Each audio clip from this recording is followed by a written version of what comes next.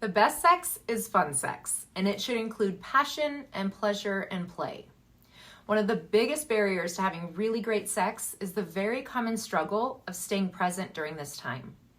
And after talking to countless clients about what leads to this difficulty, the things I hear most often include, first and foremost, a lack of communication around sex in general. So whether while in the act or just day to day.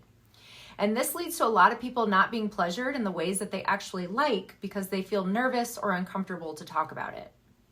Also, feeling insecure holds a lot of people back from just letting loose and focusing on the moment. Engaging in the same exact routine time after time is so boring and mundane and usually leads to those mental shopping lists being formed.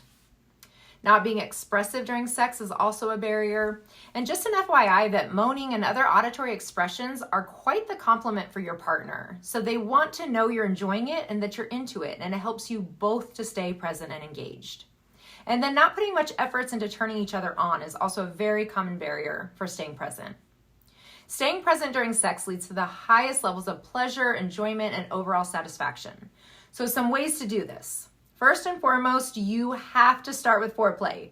Get everything warmed up and create a good amount of desire and arousal before just jumping in.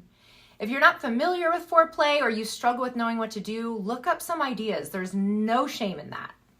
Also, engaging in more communication throughout. So expressing what you're enjoying. If you're not comfortable with something, if you want to switch positions, talk about it. Using music, candles, toys, outfits. It's just really important that all 5 senses are activated and engaged. And reminding each other to breathe when it gets intense and intentionally focusing on what it feels like, allowing yourself to soak in the pleasure and for your partner to do the same.